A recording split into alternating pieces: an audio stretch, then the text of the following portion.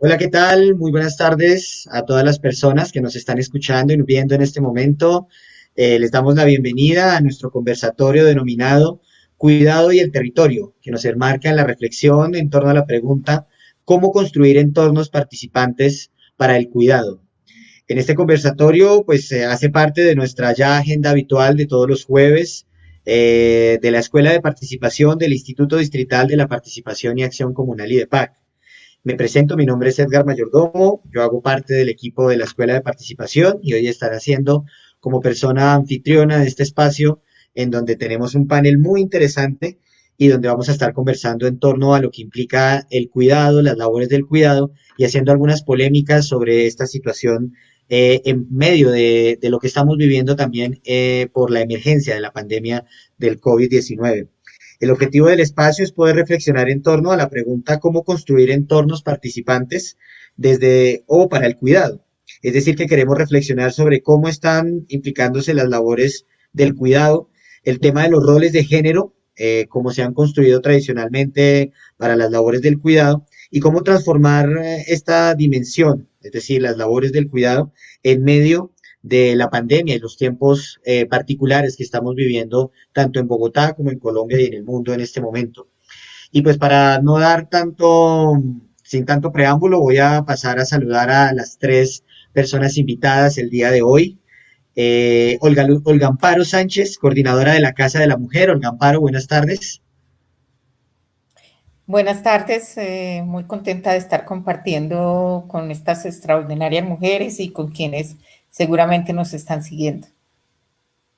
Muchas gracias a ti, Olga, por aceptar la invitación. Les cuento, Olga es mujer feminista y pacifista colombiana, es trabajadora social y tiene una especialización en acta de dirección del Estado. Es impulsora de la Casa de la Mujer, investigadora, docente universitaria en áreas como políticas públicas y desarrollo social, con énfasis en derecho de las mujeres, violencia, paz y militarismo. Ha sido autora de varias publicaciones que analizan la ciudadanía desde las mujeres, la paz, los movimientos sociales de las mujeres desde la perspectiva feminista y de investigaciones sobre la prevalencia de la violencia sexual en el marco del conflicto armado colombiano. Fue directora nacional para la equidad de las mujeres hace algunos añitos y ha sido delegada del gobierno colombiano en los escenarios internacionales. Actualmente es directora de la Casa de la Mujer. Así que pues reiteramos el agradecimiento por aceptar nuestra invitación. También contamos con Lina Siu Camacho del Gracias a colectivo. ustedes. Gracias, Olga. También contamos con Lina Siu Camacho del colectivo Pedagogías Ancestrales. Lina, buenas tardes. Hola, buenas tardes para todos y para todas. Muchísimas gracias por la invitación. ¿Me Gracias a escuchan? ti ¿Me por escuchan? aceptar la invitación. Perfecto, te escuchamos perfecto. Les cuento un poco, Lina es mujer indígena muisca, Sí, te líder en escuchamos. el... Yo, Estupendo, sí, te estamos escuchando muy bien. Lina, perdón, es mujer indígena muisca, líder en el camino de sabiduría ancestral femenina y licenciada en biología de la Universidad Pedagógica Nacional y hace parte del colectivo Pedagogías Ancestrales. Así que reiteramos el agradecimiento por participar y aceptar esta invitación a nuestro conversatorio. Muchísimas gracias. Estupendo. Y nuestra tercera invitada desde la ciudad de Santiago de Chile es Fernanda Palacio Sepúlveda. Fernanda, muy buenas tardes. Buenas noches ya en Chile. Hola, buenas tardes a todos y a todas allá. Buenas noches acá en Chile. Muchas gracias por la invitación. Para mí es un honor poder compartir con compañeras de otras latitudes y aprender y compartir reflexiones y tejer en conjunto. Así que agradezco mucho al Instituto Distrital de la Participación y Acción Comunal y a ustedes por la invitación. Muchas gracias. Gracias, Fernanda. Les cuento un poquito de nuestra invitada. Ella es feminista, madre de dos hijas, socióloga de la Universidad de Chile, magíster en investigación participativa para el desarrollo local y máster en estudios feministas de la Universidad Complutense de Madrid. Es docente investigadora en temáticas de democracia y metodologías participativas, participación social y comunitaria y movimientos sociales y de género. Ha coordinado y asesorado y facilitado procesos participativos en diferentes tipos de instituciones, con especial énfasis en organizaciones territoriales, con grupo de mujeres y organizaciones orientadas a promover la igualdad de género. Es integrante del grupo de investigación de Claxo, de procesos y metodologías participativas, y es coordinadora del área de género y participación de consultora Proyectos Recíproca. Y actualmente es coordinadora del componente territorial del programa de intervención comunitaria de la Universidad de las Américas en Chile. Así que muchas gracias, Fernando, también de nuevo por la participación. Gracias a ustedes. Y por supuesto, siempre nuestra compañera Julie Rincón, quien nos hace parte de nuestro equipo de la Escuela de Participación y siempre nos da sus especiales servicios en materia de lengua de señas colombiana, la interpretación de lengua de señas colombiana. A todas ustedes, muchas gracias por estar aquí y pues nada, damos inicio a nuestro espacio de conversación. Sin embargo, pues antes de comenzar, quisiera agradecer a todas las personas que en este momento ya se encuentran conectadas en nuestro Facebook Live. Saludamos particularmente a quien aquí puedo ver rápidamente en nuestro chat, Andrés Felipe, Uma Monroy, María Nomesque, Violeta Ácida, y a quienes se van sumando, muchísimas gracias por estar en este espacio. Le recordamos que pues este hace parte de nuestros habituales espacios de los jueves del Instituto de Participación y Acción Comunal y de PAC y de nuestra Escuela de Participación. Pues para poder iniciar este espacio resulta muy importante pues de pronto hacer una pequeña contextualización de a qué nos referimos con temas relacionados del cuidado, qué es esto que entendemos o qué se entiende por labores del cuidado, y voy a permitirme leer un par de pequeñas citas y lecturas. Por un lado, pues entendemos que las labores del cuidado en todo el mundo han entrado en cuestionamiento en los últimos meses, producto de la emergencia sanitaria por la pandemia del COVID-19. Dicho cuestionamiento ha implicado repensarnos sobre qué significa y qué implica el cuidado en los diferentes espacios, ya sea en el hogar, las calles, el barrio, las localidades de nuestra ciudad, nuestras ciudades, nuestros campos y en general los diferentes espacios sociales. Y en torno a ello nos hemos preguntado y nos hemos reflexionado y cuestionado una vez más sobre los roles y las responsabilidades que implica, además de la forma de cómo están constituidas estas labores, qué acciones requieren para realizarse, no solo de manera individual, sino colectiva, y de la corresponsabilidad entre la sociedad y las diferentes instituciones, tanto públicas como privadas, que tienen que ver con esta situación o estas labores del cuidado en nuestros diferentes entornos. Y también me voy a permitir leer rápidamente una cita de Marcela Lagarde y de los Ríos, una académica y activista feminista mexicana, quien define un poco el tema del cuidado. Y ella dice, cuidar en el momento actual es el verbo más necesario frente al neoliberalismo patriarcal y la globalización inequitativa. Y sin embargo, las sociedades actuales, como muchos del pasado, fragmentan el cuidado y lo asignan como condición natural a partir de las organizaciones sociales, la de género, la de clase, la de etnia, la nacional y la regional local. Entonces, a partir de estas dos reflexiones, ¿cierto? Y de cara a lo que está sucediendo en Bogotá, en Colombia y en las diferentes latitudes del mundo, quisiera iniciar este conversatorio preguntándoles dos cuestiones muy claves a nuestras tres invitadas. Y que si quisiera preguntarles, arrancar por esta pregunta. ¿Por qué hablamos del cuidado? ¿Por qué es necesario promover el cuidado y qué implica en general esta categoría para la construcción de nuestras sociedades? Empezamos con Fernanda, en Chile. Perfecto. Bueno, es muy potente además la cita que nos compartiste ahí de la compañera. Yo creo que hay que ser bien como enfáticas en esta. ¿Por qué hablamos de cuidado? Porque sin cuidado no hay vida, no hay sociedad, sin cuidado no hay alimentos, si no cuidamos el medio ambiente. El cuidado es un concepto que atraviesa en el fondo toda nuestra organización social. Ahora, tal como señalaba esa cita que tú leíste, efectivamente en la sociedad patriarcal y neoliberal en que vivimos, el cuidado ha sido una cuestión muy desvalorizada. Hay unos escritos antiguos de Lenin en El origen de la familia que decía que el trabajo doméstico y todo lo asociado a la reproducción de esa vida doméstica era uno de los trabajos más indeseables del mundo, porque no es productivo, porque no está valorizado, porque está de puertas adentro, y está efectivamente asociado a las mujeres, ¿no?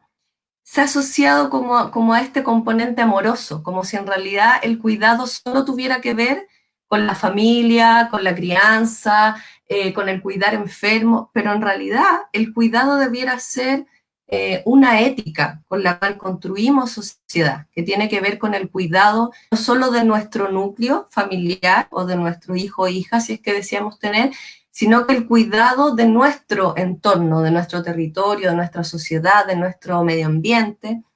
Y en ese sentido, señalar que cuando hablamos del cuidado es muy importante tener el horizonte que el cuidado debiera ser una opción también, justamente porque como se nos ha asociado que las mujeres somos las encargadas del cuidado, y las mujeres en la intersección también de esas categorías, ¿no? Un poco lo que señalaba la cita, las mujeres más pobres, las mujeres indígenas en algunas etapas de nuestras sociedades y quizás todavía muy arraigadamente con los temas de migraciones hacia el primer mundo. Por lo tanto, el cuidado, si lo empezamos a ver como política, debiera ser también una opción, el que sea una opción para una mujer decir si cuida a otro o no, y también para los varones que constituyen la sociedad, pero también desde una mirada de las instituciones de las cuales somos parte. Con esa como reflexión me quedo para que las otras compañeras también. Fabuloso, Fernanda. Lina, ¿qué entendemos o por qué hablamos del cuidado? Bueno, inicialmente, ay, por acá, inicialmente entonces hablaría de el por qué hablamos del cuidado, y es justamente porque es una palabra, un concepto que no solemos cuestionar mucho, como que simplemente lo naturalizamos y ya. Además, porque nos construye, sí, primordialmente como sujetos de derechos, con límites y con capacidad de tomar decisiones. En ese sentido, cuando lo reconocemos de esa manera, pues nos movilizamos hacia el buen vivir de la palabra, de la acción, del pensamiento, todo esto entendido como una medicina, ¿no? Y la importancia, entonces, digamos que sería como un contexto así muy rápido de lo que sería el cuidado. Y entonces la importancia, pues es desde comprender que existe una interdependencia entre todos los aspectos de nuestra vida, es decir, estamos inmersos en un sistema que más allá de ser este sistema un poco que se nos ha impuesto, ¿no? Es un sistema que tiene relación con todas las partes de él, ¿sí? ¿Y eso qué implica? Pues que cada cosa, por pequeña que parezca, que exista en nuestro contexto y con la cual tengamos una experiencia, tengamos contacto con esa pequeña parte, así parezca pequeña, determina nuestra salud mental y espiritual, y es desde ahí, pues desde donde creemos que parte justamente ese papel, pues que cada organismo desempeña dentro de la construcción de sociedad y la comunidad, de una comunidad en ese gran sistema en el que habitamos. Estupendo, Fernanda. Estupendo, Siu. Y Olga, ¿qué entendemos o por qué hablamos del cuidado? ¿Cómo lo entiendes tú?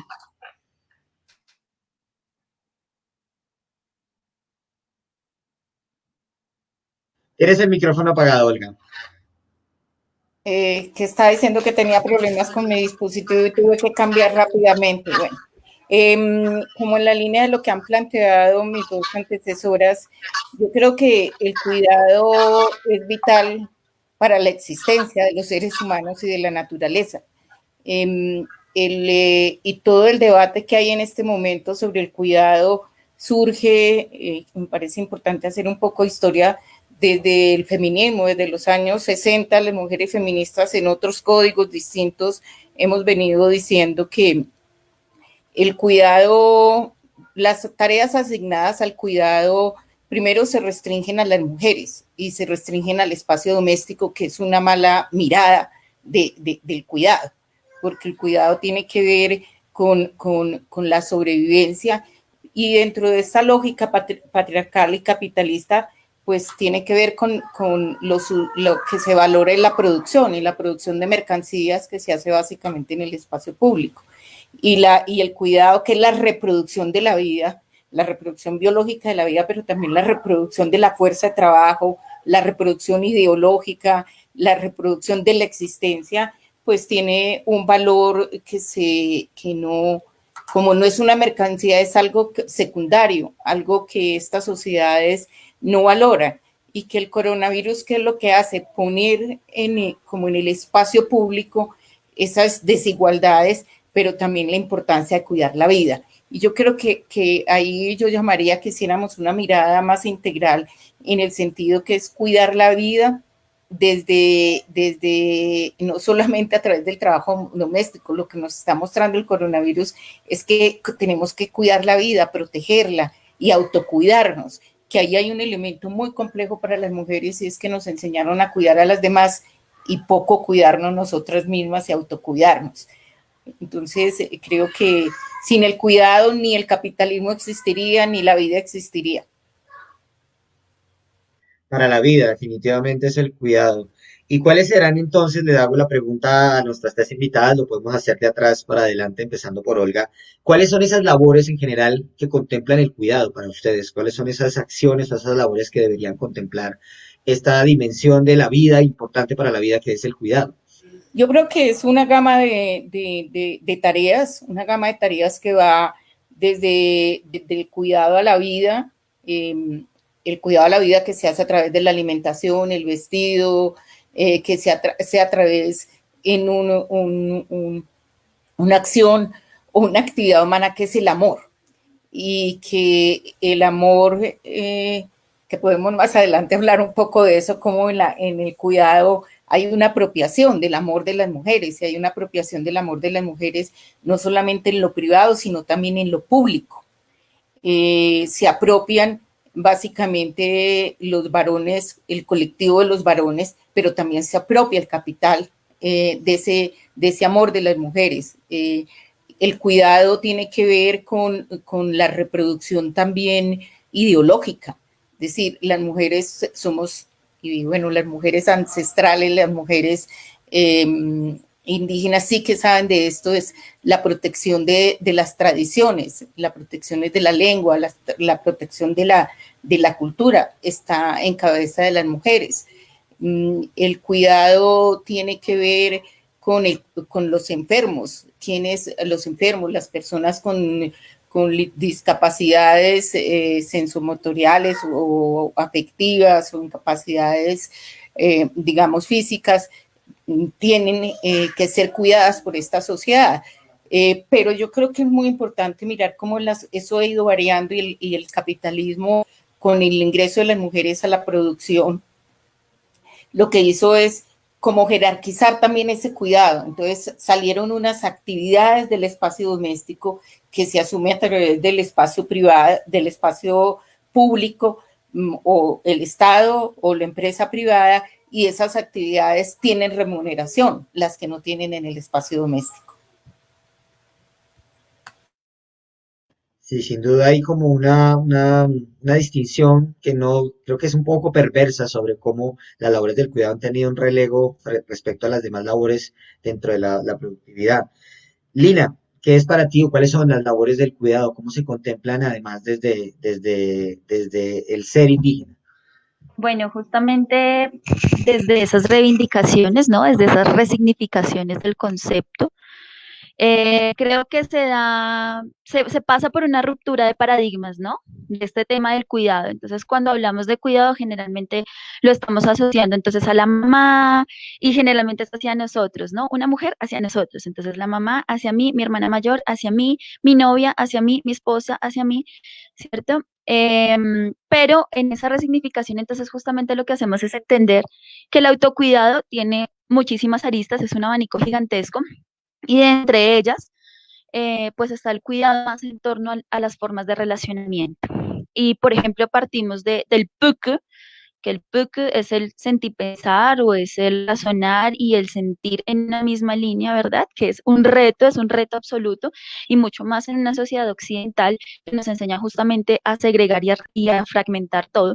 Pero ese es el reto, y ese es el nódulo central digamos, esa gran universo de aristas de lo que es el cuidado, ¿no? Entonces partimos desde el PUC hacia Hirsha.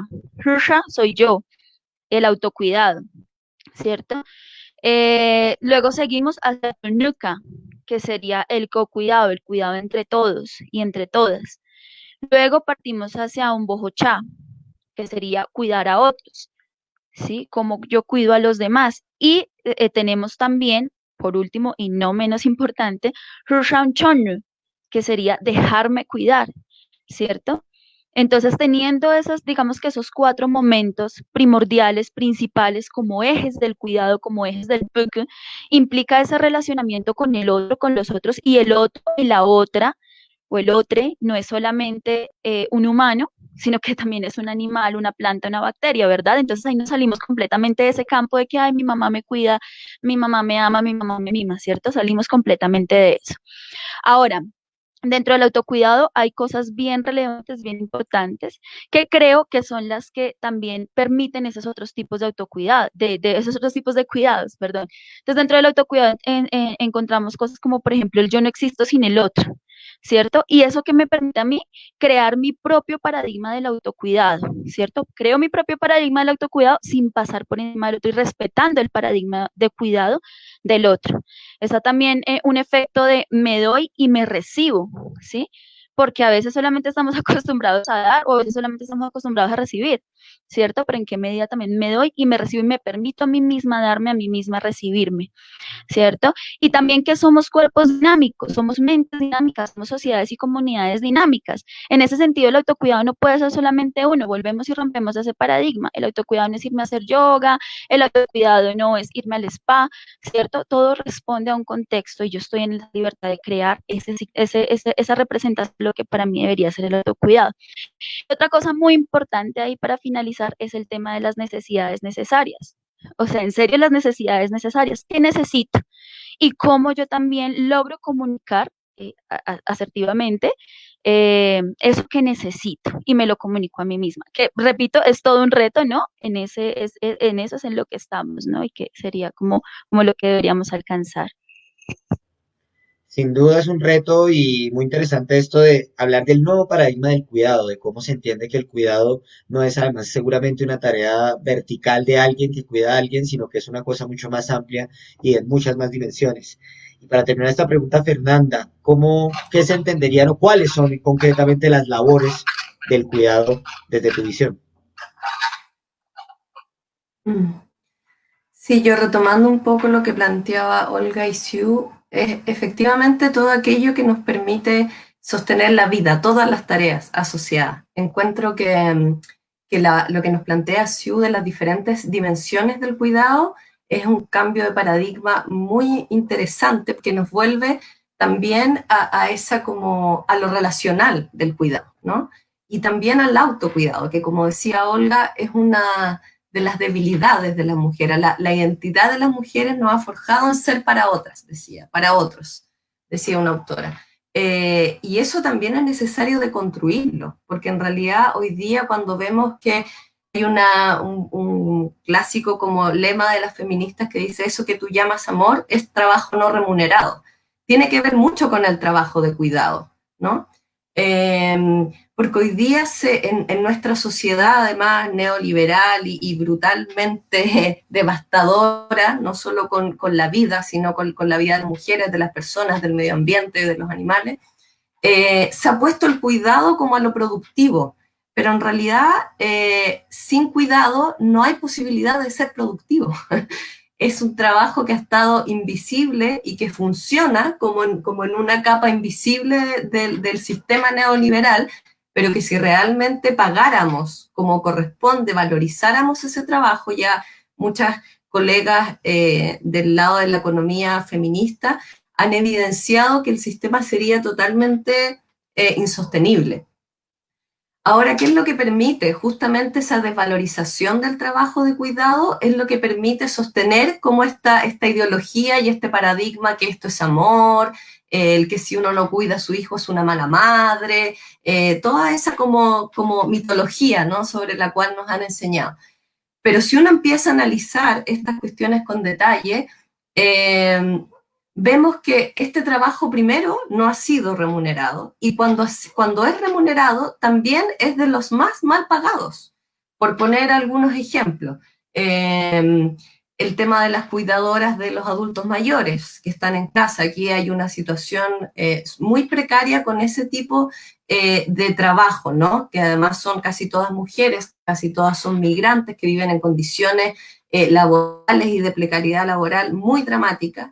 El tema del cuidado que hacen las asesoras del hogar, que cuidan niños y que además tienen que hacer el aseo, cocinar, cuidar a los hijos de otras, también mal pagados. Y en nuestros contextos de alta migración, además la mayoría migrante. Y si lo vemos ahora en el contexto de la pandemia, donde quizás hemos tenido la oportunidad de repensar en la importancia del cuidado desde lo público también, ¿no? El cuidarnos entre todos, el que solo salimos de esta situación si pensamos en el otro y nos cuidamos, y que si yo me pongo la mascarilla estoy cuidando al otro.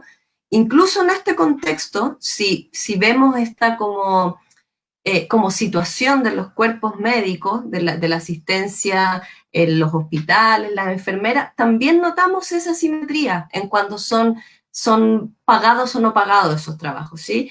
Los médicos, que la mayoría son hombres, son mucho mejor pagadas que las enfermeras, que en general están asociadas a la tarea más del cuidado del paciente, ¿no? Donde la mayoría es una población femenina, es una profesión altamente feminizada. Por lo tanto, yo creo que ahí tenemos un desafío de construir estos roles y tareas del cuidado, sacarlas de lo privado a lo social, valorizarlas, pero también, como decía Sue, mirarlas desde distintos enfoques, desde distintas dimensiones y desde otro paradigma.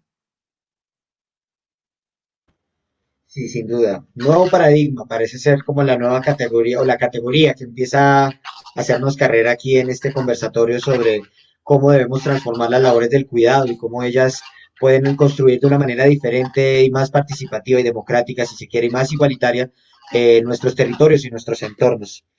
Vamos a pasar a un segundo bloque dentro de la conversación. Voy a hacerles una pregunta particular a cada una de ustedes a partir de su experiencia, desde su lugar de enunciación y demás, pues para poder hacer un poquito más de reflexión sobre esta situación de las labores del cuidado. Y me gustaría empezar precisamente por Siu, si bien esta pregunta un poquito ya la hicimos y ya nos hiciste alguna explicación, pero nos gustaría que nos dieras un poquito más de luces de cómo es la manera que se estructuran o se dan las diferentes labores del cuidado. Ya nos dabas algunas de las categorías o conceptos como ustedes lo abordan, si es que así se puede hablar dentro de la comunidad indígena muisca, pero cómo en general es la labor del cuidado al interior de, de la población indígena, especialmente del pueblo muisca. Bueno, eh, hay varias aristas igualmente, así como encontramos diferentes tipos de comunidades en los diferentes territorios, pues dentro del territorio también encontramos que nuestro pueblo es bastante diverso, ¿no? Pero en general, retomando desde la ley de origen, desde las narraciones, desde los principios, pues que demarcan al pueblo, encontramos que las labores de cuidado, bueno, empezamos por ejemplo por la ley de origen, donde Bachue y Huaque salen de la laguna de Huaque, ¿cierto? Bachue es una mujer, y Huaque es un niño de 3 años, no es su hijo, y ellos salen juntos de la laguna de Huaque, bajan la montaña, ¿cierto? Llegan al plan, pues al espacio en donde va a empezar a hacerse toda la comunidad, y allí pues Bachue lo cría hasta que pues tiene la edad de reproducirse, y se juntan en matrimonio y dicen que, cuenta la historia que ellos tienen hijos, se casan, tienen hijos, y que Bachue tenía partos hasta de 6, 7 personas al mismo tiempo, y fue de esta manera en que se pobló el territorio, ¿cierto? Entonces, se habla mucho aquí desde la mujer como encargada o como también espacio de motivación de ese conocimiento, ¿no? O sea, supone que no, si nosotros miramos, ¿no? Ahí están los dichos populares de que la mujer madura primero que el hombre, de que, bueno, sí, todo este tipo de cosas, y es que efectivamente cuando la mujer recibe su menstruación, que allí hay un punto bien importante también desde lo nativo, desde lo indígena, desde lo espiritual, cuando la mujer recibe su menstruación, recibe su menarquia, su primera sangre, allí entonces la mujer efectivamente recibe unos atisbos de sabiduría que ella debe acrecentar, debe hacer crecer, ¿no? Pero esto marca una diferencia, ¿sí? De un hombre de 15 años a una mujer de 15 años, por llamarlo de esta manera, dejarlo inicialmente de esta manera. Entonces, desde allí, pues bueno, surgen diversas formas de concebirlo, ¿no? Diversas formas de entenderlo. Pero algo muy importante y muy relevante allí que también está dentro de la ley de origen es el principio de la creación. Entonces, como padre y madre, madre inicialmente, sí, porque Dios para nosotros es Dios, diosa, padre, madre, ¿cierto? En una conjunción, en una paridad. Ellos crean el mundo, pero la primera que crea el mundo es la abuela Bagueos, sí, es el femenino. Ella crea el mundo con su pensamiento. Entonces está en el espacio de la mujer, entonces está ese espacio también de cuidado desde la creación, desde parir, ¿sí? La mujer como sostenedora de familia, como sostenedora de comunidad, como paridora de vida. Y ese paridora de vida es bien importante porque el paridora de vida no necesariamente implica parir hijos. El paridora de vida implica parir comunidades, implica parir procesos, implica parir proyectos, ¿sí? Implica parir tejido y tejido sólido, que allí entra otro espacio bien importante dentro de la ley de origen, y es el tejido, es el hilado de fibras que hacen cultura, ¿sí? Que sostienen la cultura, que cuentan además la identidad y la cultura, el cuidado, por ejemplo, de las semillas y del alimento, el cuidado, por ejemplo, del bebé dentro del vientre, ¿no? Entonces, allí hay, digamos que unas determinaciones bien específicas, ¿no? Que se entienden desde lo espiritual. Entonces, claramente la mujer tiene el cuidado de las semillas, y incluso ese cuidado de la semilla empieza su propia semilla, que es el óvulo, ¿cierto? Que están dentro de sus úteros. Y allí, bueno, entonces nuevamente como llegando a esa resignificación, ¿no? Como decía, puede haber muchas formas de entenderlo, ¿sí? Es justamente como empezamos también a llenar de categorías esos conceptos y a construir nuestros propios paradigmas, ¿sí?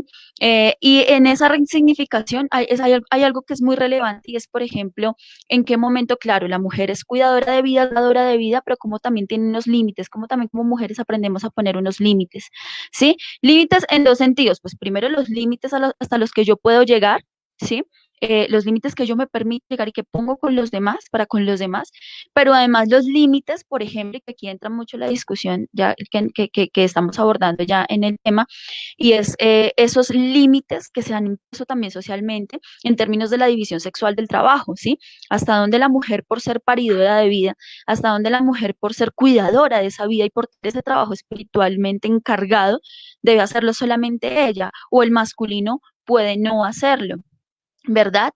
También estamos determinadas, por ejemplo, por unas marcas, que eso condiciona también los tipos de relaciones que queremos y necesitamos, por unas responsabilidades, unos derechos, unos consensos vinculantes. Y esos consensos vinculantes son bien importantes, de esto habla Dussel, y es cuando nosotras empezamos a reconocer que yo tengo un paradigma de, tú tienes un paradigma de, y vamos a construir esto aquí en medio de los dos y de las dos, ¿cierto? ¿Y qué surge aquí en el medio? Ni ganas tú ni gano yo. Aquí en medio lo que surge es un consenso vinculante que nos posibilita crear y parir comunidad y parir pueblo. Entonces lo dejaría hasta ahí por ahora.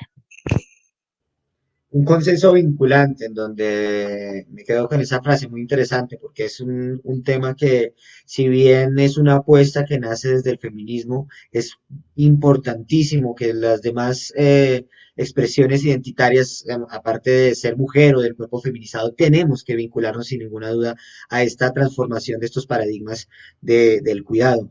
Y Olga, para terminar este segundo bloque de preguntas un poco más específicas, me gustaría que nos contaras un poco cuál es la relación que ustedes desde también Casa Nacional de la Mujer entienden entre la concepción que tradicionalmente se ha formado sobre lo que implica ser mujer, sobre los cuerpos feminizados también y las labores del cuidado. ¿Cuál es esa relación que ustedes han encontrado y cómo la entienden? Bueno, un poco en la línea de Siu y Fernanda, yo creo que el feminismo, bueno, y desde la Casa de la Mujer es una interpelación a lo que se ha considerado dentro de estas sociedades patriarcales y capitalistas el cuidado.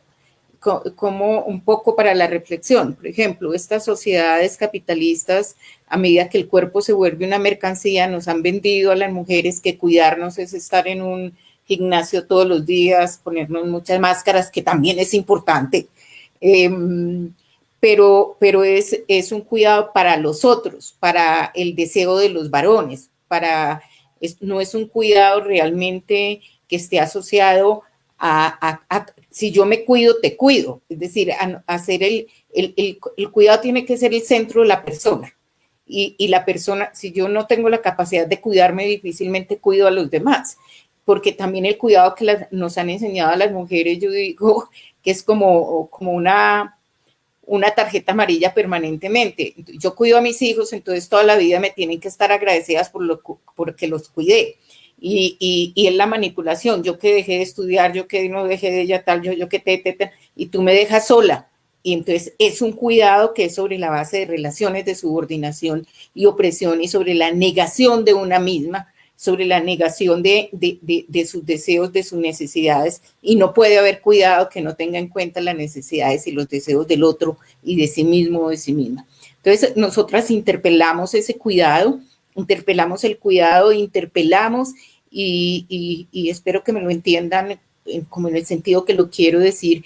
Y es muy importante lo que se está en este momento diciendo, el cuidado tiene un costo, pero no podemos monetizar todo en esta sociedad, porque hay acciones del cuidado que son en la relación que se da entre los seres humanos y que no son monetarias, tienen un valor, por supuesto, pero no le podemos asignar es que vale 20,000 pesos o vale 30,000, porque terminamos mercantilizando aspectos fundamentales de la vida. Y eso puede, lo que yo estoy diciendo puede llevar a decir, ay, entonces que las mujeres sigan cuidando. No, lo que quiero decir es que tenemos que sacar el cuidado de la lógica del capitalismo. Tenemos que sacar el cuidado de la lógica de que todo se compra y que todo se vende, sino asumirlo como un elemento consustancial de la existencia, que hace parte de la humanidad y que hace parte del buen vivir como dicen las comunidades indígenas en este país, bueno, y en todo el continente. Nosotras en el trabajo en la Casa de la Mujer hacemos mucho énfasis con las mujeres en la importancia de ser el centro, de nosotras ser el centro, y ser el centro no quiere decir negar al otro, sino reconocer la otredad siendo el centro. Si yo no me reconozco a mí mismo, muy difícilmente reconozco al otro o reconozco a la otra. Trabajamos mucho con las mujeres en el rescate de esos saberes ancestrales que no solamente están constreñidos a las comunidades indígenas. Tú encuentras en las comunidades urbanas unos saberes que son legados de las abuelas, de las tías, bueno, de generación tras generación. Entonces poder recoger todos estos saberes y darles un lugar y una valoración. Y una valoración es que no necesariamente tenemos que ir a un gimnasio para tener una buena salud, que hay una serie de actividades que podemos hacer. Yo con esto no estoy diciendo que es que quienes hacen ejercicio, el ejercicio es vital, el punto es para qué lo hacemos. Entonces, las mujeres, y es muy doloroso, y terminaría con esto para darle la palabra a Fernanda, es muy doloroso que el cuidado de las mujeres le cueste la vida. ¿Qué quiero decir con esto? Que el cuidado de las mujeres se ha constreñido a que vamos donde los cirujanos y las cirujanas estéticas para que nos quiten los kilos de más, la arruguita, la liposucción, y les cuesta la vida. Entonces, eso es un cuidado, para nosotras no es cuidado, es como tu cuerpo lo pones al servicio del deseo y se mercantiliza.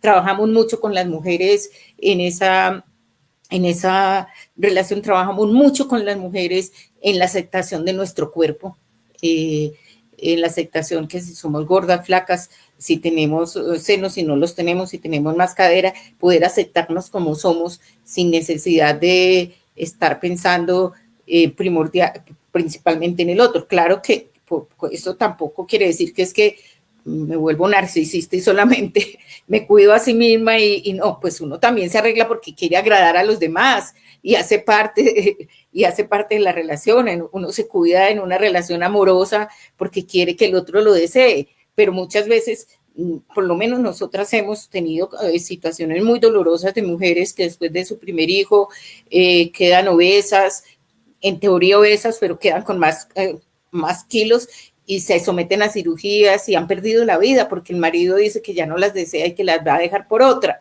Entonces creo que todo esto tiene que ver con una carga muy grande del cuidado en esta modernidad del patriarcado, porque el patriarcado ha tenido la capacidad de adecuarse a las nuevas realidades, de cuidar no solamente como nuestro cuerpo como una mercancía que se vende.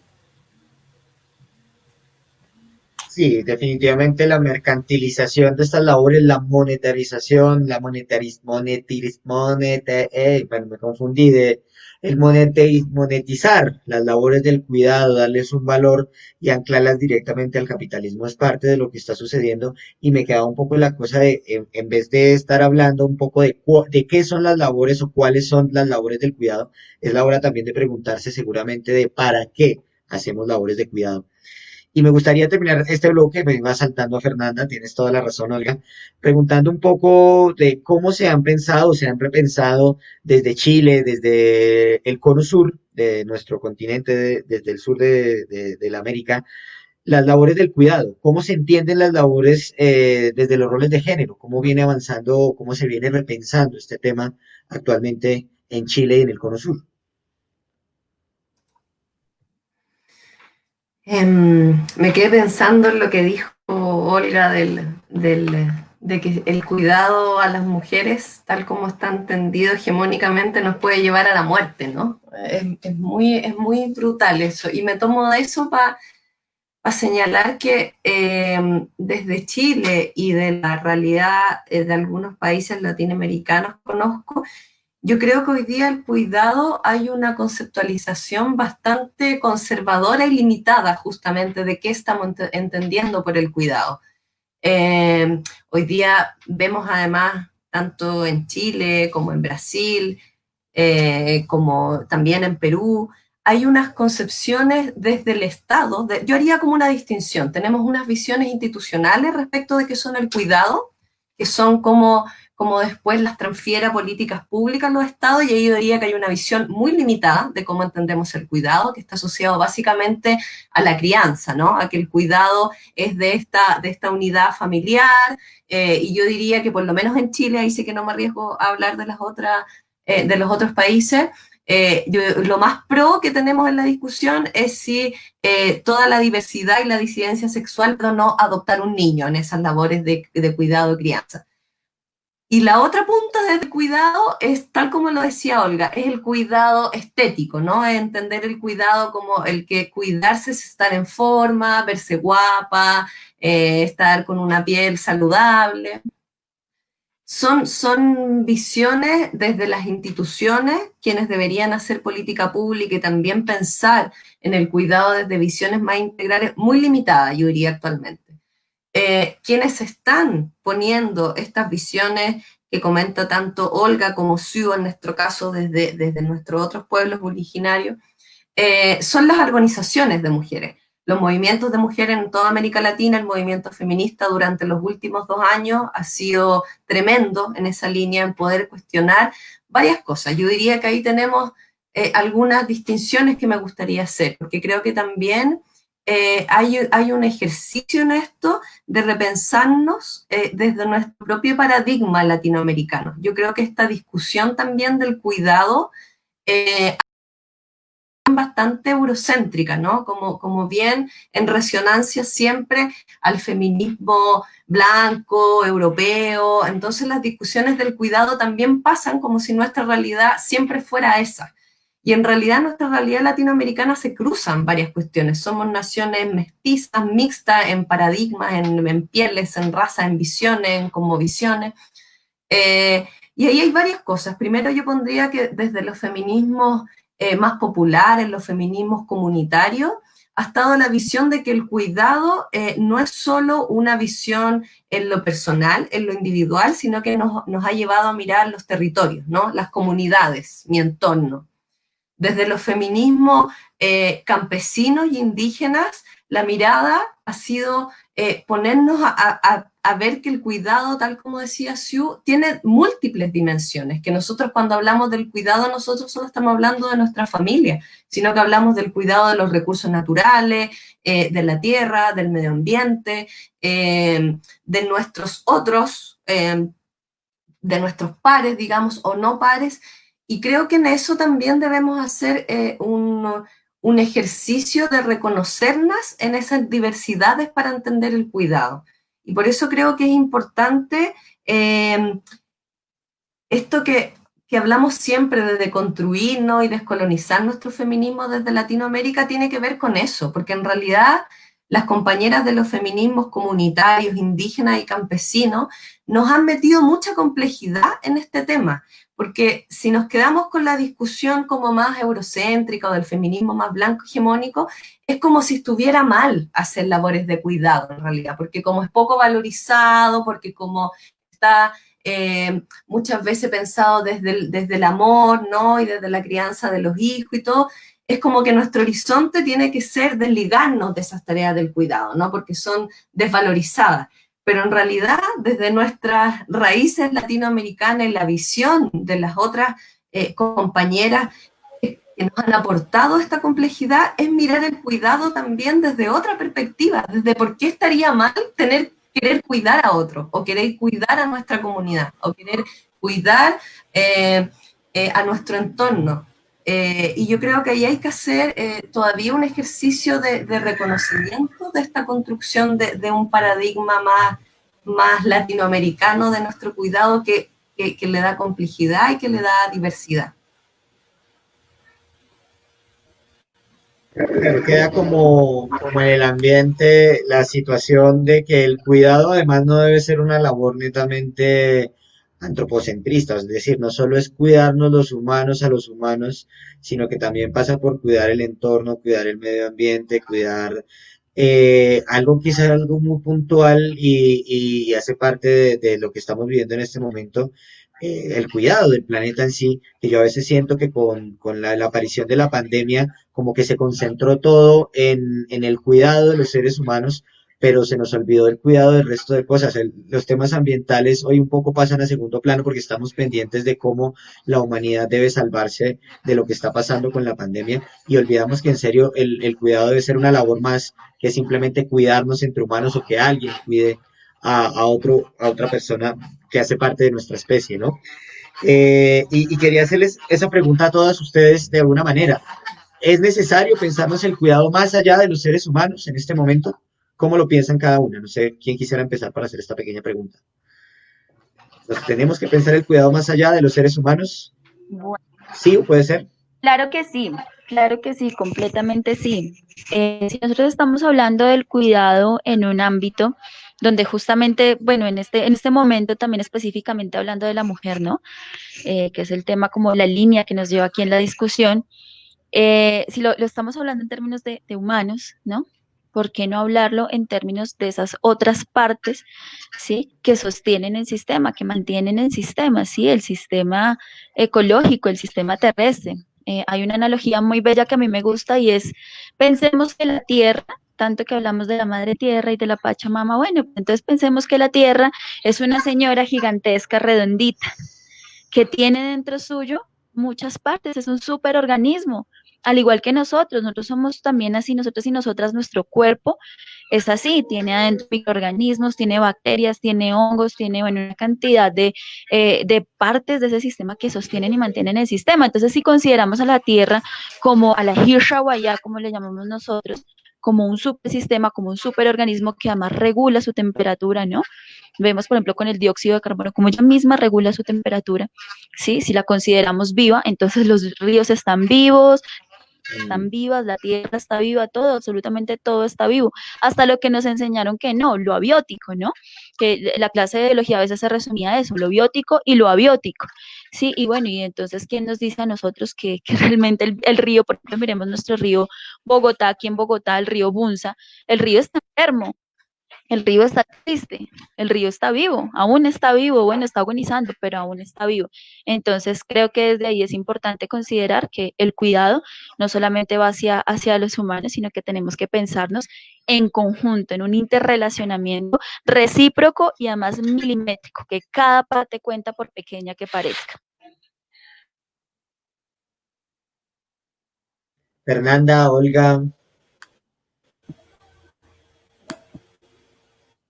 Pues a ver, frente a tu pregunta, nosotros heredamos esta América Latina, asumió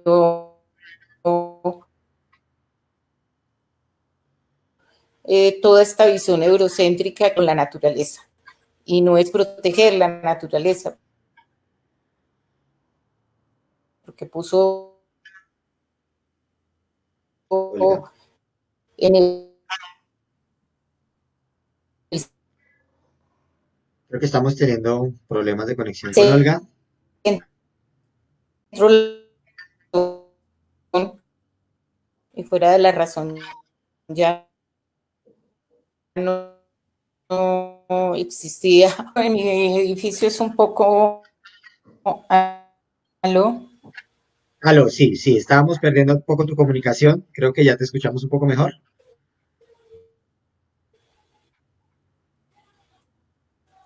No, Hola. Hola, hola. Dale, creo que ahí ya podemos entrar. Dale. ¿Me escuchas? Sí, ahí te escuchamos. Ahora Lo sí, que parece es, que sí. somos herederas de esa visión del control de la naturaleza y me parece que esta pandemia lo que está poniendo también, aunque bien dices tú que se ha concentrado en los seres humanos, también lo que está poniendo en entredicho es cómo hemos abusado de la naturaleza, cómo no la hemos cuidado y en la línea de lo que decía su es como Sí, no entender que somos un elemento más en ese cosmos, que somos un pedacito de un mucho más grande y que si ese universo no funciona, pues tampoco nosotros funcionamos. Y que si que ese universo, esa naturaleza nos brinda comida, nos brinda el aire, que no somos tan potentes como para poder tener control de todo, porque entonces nos vamos a quedar sin ese universo y sin el universo el ser humano tampoco podrá vivir, por lo menos en este planeta Tierra. En esa perspectiva, creo que son unos nuevos paradigmas. Yo no me hago muchas ilusiones de que el capitalismo con esto vaya a modificar su carrera desmedida frente al control del petróleo, del oro, de explotar la naturaleza, pero sí creo que cada vez se crea más conciencia en las generaciones presentes y espero que en las futuras de que tenemos que cuidar nuestra naturaleza porque es como la madre que nos acoge en este mundo. Sin la naturaleza no tenemos oxígeno, sin la naturaleza no tenemos comida. Entonces creo que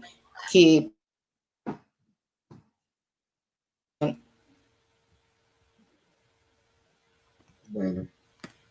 Olga, vale, estábamos ahí con algunas fallitas de sonido, pero muy interesante. Definitivamente sin naturaleza, sin planeta, pues no podemos, además, no podemos vivir como humanos, pero además hay que entender que somos simplemente una parte y en eso creo que estamos muy de acuerdo en esta perspectiva. Fernanda, ¿quisieras decir algo respecto a este tema? Sí, no, o sea, estoy absolutamente de acuerdo con lo que plantean Olga y Sue. Solo, claro, reforzar un poco que no tiene que ver con poco optimismo. Yo también opino como Olga, o sea, llevamos años y hay un sistema de dominación, de extractivismo, de apropiación tan arraigado que probablemente esta pandemia nos está permitiendo visibilizar más cuestiones, ¿no? Hacer evidente algunas cosas que estaban ahí hace mucho tiempo. Pero en realidad cuando vemos la realidad de nuestro país y de nuestros países, en realidad estamos, yo creo que recién cuestionándonos sobre la necesidad de sacar el cuidado de nuestro núcleo familiar. O sea, hoy día vemos que ¿dónde nos están cuidando? Si la gente está muriendo por miles en todos nuestros países, en la calle, en los hospitales, se sigue anteponiendo ese discurso de lo productivo sobre la vida, ¿no? Que si nos seguimos cuidando es como algo muy terrible, porque el mensaje casi es que si nos seguimos cuidando, nuestras economías se van a ir por el despeñadero, ¿sí? Pero el no cuidarnos implica ponernos en riesgo a nosotras, a nuestras comunidades, a todo un sistema que está funcionando como si esto no estuviera pasando. O sea, hoy día yo me pregunto, comentamos mucho con nuestras colegas acá, ¿quién nos está cuidando en realidad? Porque los estados parece que nos estuvieran cuidando en una noción de cuidado muy limitada, pero resulta que tenemos, no sé, mujeres con niveles de salud mental ya totalmente en crisis porque se han juntado la sobrecarga de las labores de cuidado doméstica, del trabajo. Los y las estudiantes tienen que hacer como que aquí nada ha pasado y tienen que seguir rindiendo exámenes con una pantalla y siguiendo pagando su universidad si es que la pagan, y si no, su instituto, y si no, un plan de conexión para poder trabajar. Y las profesionales de la salud que no ven a su hijo hace millones de semanas porque están volcadas. O sea, ¿quién nos está cuidando? Entonces, claro, efectivamente deberíamos pensar en una mirada de que no solo debemos cuidarnos como seres humanos, sino que también cuidar la tierra, los sistemas de producción, el medio ambiente, los recursos naturales, pero quiero como no perder el horizonte que hoy día yo creo que estamos por lo menos en nuestras realidades y quizás sobre todo hablo más de Chile en una discusión todavía muy, muy básica respecto de qué entendemos. Estamos demasiado volcados hacia nosotros mismos, a salvar nuestras economías como para todavía, sin duda, hay muchos colectivos, organizaciones, comunidades enteras volcadas hoy día al cuidado de ese otro, que para muchas comunidades y territorios en nuestro país donde nada más no hay agua, han saqueado todo lo que se puede saquear, están volcados a ese cuidado. Pero en el discurso hegemónico, todavía el cuidado del medio ambiente o de los territorios parece algo secundario. Una visión muy amplia, estamos entendiendo aquí del cuidado y sobre todo si estamos pensándonos en torno a los territorios, ¿no? A cómo el cuidado es un tema que permite una construcción un poco más amplia, más participativa y si se quiere más democrática de nuestros territorios. Me gustaría en este momento, antes de pasar a nuestro tercer bloque y último de este conversatorio, pues agradecer a las personas que se encuentran conectadas en este momento a través de nuestro Facebook Live de Participación Bogotá, del Instituto Distrital de la Participación y Acción Comunal y de PAC de la Alcaldía de Bogotá. Tenemos aquí en línea a Catalina Valencia, a Lee Rical, a Andrea Mapola, María Nomeski, que ya la había saludado, Maritza Muñoz, Wilmer Figueroa, Edgar Mayordomo, mi padre, aprovecho para saludarlo, y mi señora madre, también veo que está por aquí conectada, Luz Mireya Tavera, y a todas las personas que de manera muy cordial están aquí, Carmen Rosa Morales, a todas y a todos, muchas gracias por estar en este espacio y es parte de poder dar este debate de cómo el cuidado es una labor que además aquí estamos trascendiendo a una conclusión muy interesante y es que no implica simplemente pues la primera conclusión que tiene que ver con que no es una labor exclusiva del rol femenino ni del cuerpo femenino, sino que además es una cosa que no implica además solo los seres humanos superar esta visión eurocéntrica y antropocéntrica, sino que es una cosa más colectiva, más ampliada y que implica todo el planeta Tierra, si se quiere, y todos nuestros entornos y nuestros territorios, pues es muy interesante esta situación. Un poco para poder dar conclusiones, como para poder empezar a meternos a cómo esto nos aporta hacia transformar eso que llamamos hace un rato, que llamaban ustedes hace un rato la transformación de los paradigmas en materia del cuidado. Me gustaría hacerle una pregunta a las tres y es, ¿Cómo todo esto que hemos conversado en materia de roles de género, en materia de superar el eurocentrismo, el antropocentrismo, el ser humano no como el centro primero del planeta y además de el sujeto sobre el cual debe trazarse el cuidado, sino que además el cuidado es una cosa mucho más horizontal, más multidimensional, que no implica una sola vía, un alguien que cuida, sino que es una cosa mucho más compleja y más amplia? Quisiera saber, pues, cómo podemos apostar a transformar estos, primero los roles tradicionales de género, pero además las concepciones tradicionales en torno al cuidado. ¿Cómo logramos cuáles serían esas apuestas y esas acciones, esas prácticas, esos discursos, si se quiere, que deberíamos apostar para que la manera en que estamos entendiendo tradicionalmente el cuidado, pues tenga un giro, tenga una transformación? Si quieres, empezamos por ti, Fernanda.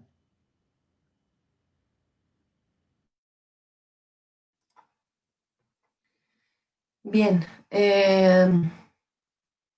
bueno, yo creo que ahí hay varias cuestiones que comentar, porque para poder empezar a cambiar estos paradigmas del cuidado y los roles de género asociados a los cuidados, yo creo que es un abordaje multidimensional, ¿no? Como nos gusta decir en las ciencias sociales, pero eso a veces dice muy poco, así que voy a especificar algunas de esas cuestiones. Eh, lo primero es mirar el espacio íntimo, ¿no? Yo creo que quienes nos movemos a veces en los espacios más colectivos, organización de base me refiero, eh, a veces ese ponerse afuera también hace olvidar el adentro, ¿no?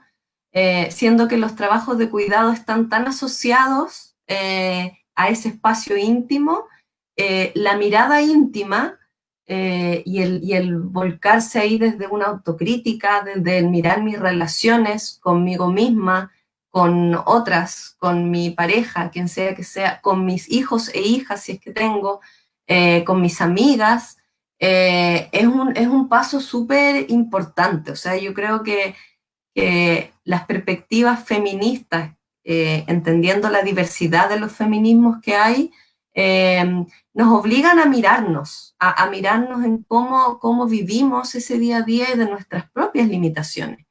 Y además desde nuestras propias posiciones, considerando los lugares de poder que ocupamos. O sea, generalmente quienes estamos, por ejemplo, en los espacios más académicos, tenemos esta tendencia a mirar a las otras, ¿no? Como un objeto de investigación donde yo veo las falencias que hay allá y no en mi propio entorno. El otro día una maestra de la vida y amiga que tengo, me decía, ¿por qué siempre el mundo académico está poniendo, ¿no?, estos espacios de transformación o de falencias o de reproducción de ciertos estereotipos en las otras mujeres, ¿no? En las mujeres populares, en las mujeres indígenas, siendo que en la propia vida académica, las mujeres académicas viven un montón de precariedades y un montón de situaciones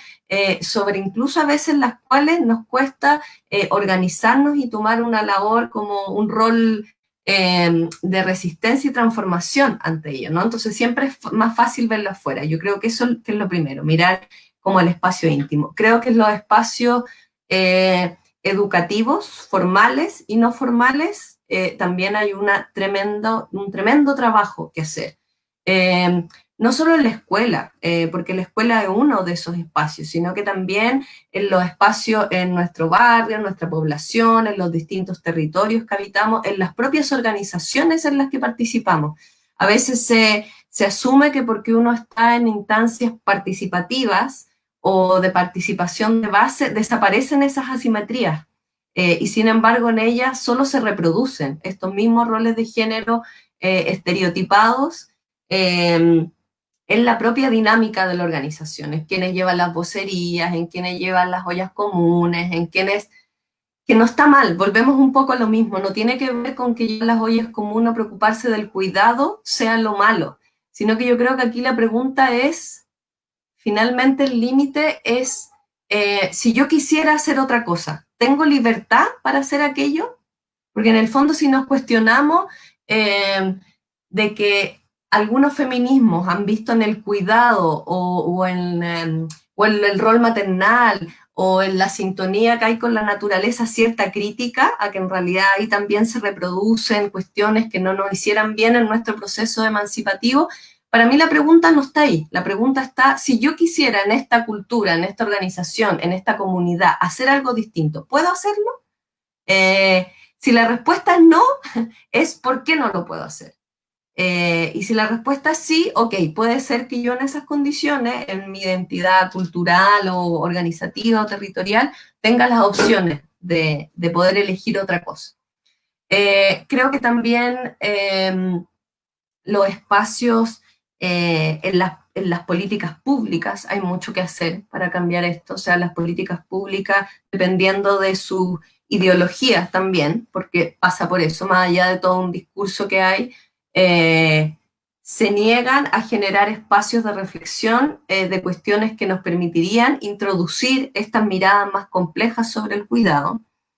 Y una cuestión que yo creo que es muy importante para poder repensar cómo podemos transformar esto, tanto en nuestros paradigmas del cuidado como en los roles estereotipados, es el propio trabajo de articulación y de escucharnos y de construir en conjunto con las diversidades de feminismos, compañeras y mujeres que están y disidencias que están en esta lucha, ¿no?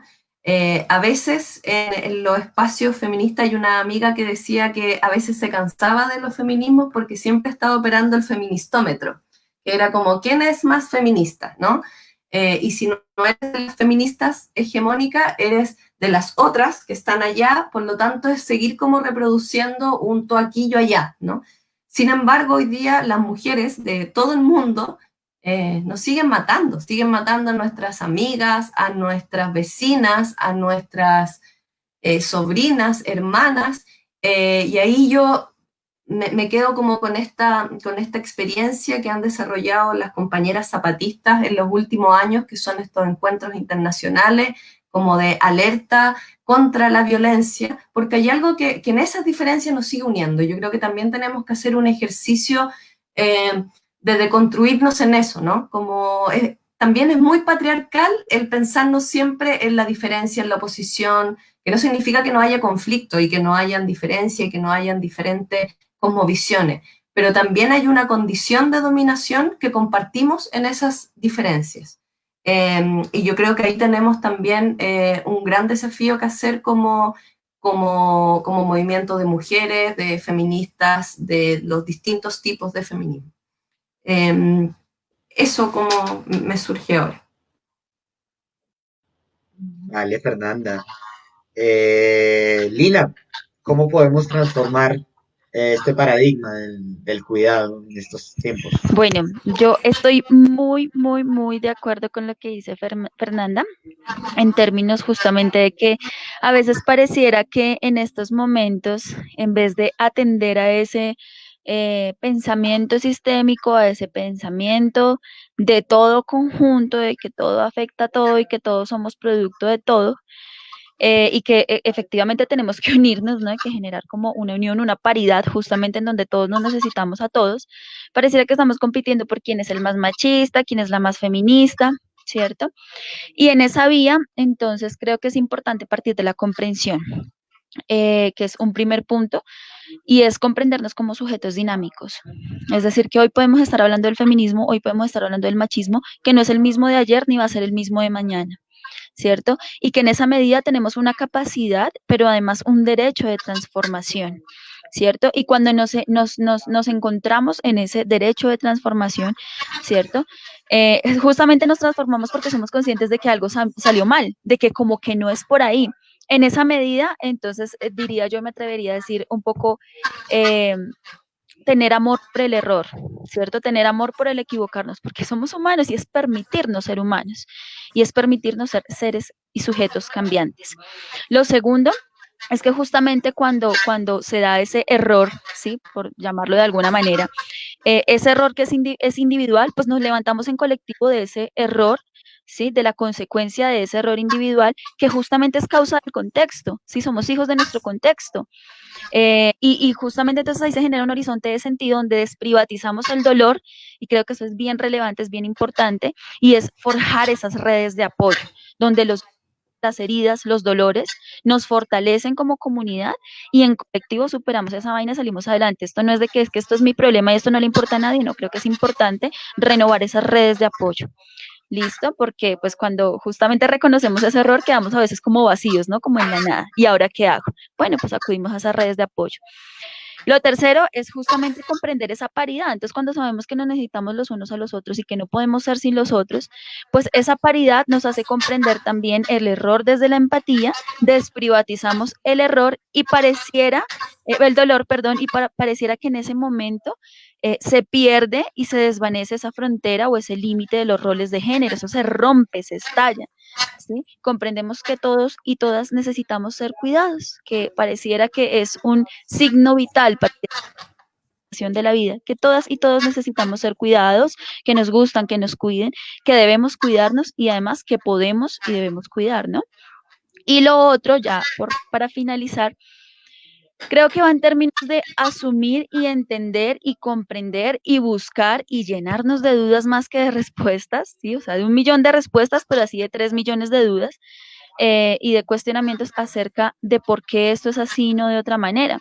Es decir, por qué históricamente a la mujer se le entrega o se le da ese papel de ser la encargada del cuidado, ¿no? Y eso yo lo resumí en unas cosas bien relevantes, y lo primero es porque hemos podido hacerlo solas. Sí, porque a la mujer se le asigna el cuidado, ese rol del cuidado, porque durante la historia no nos ha demostrado otra cosa a las mujeres que somos fuertes y poderosas, ¿sí?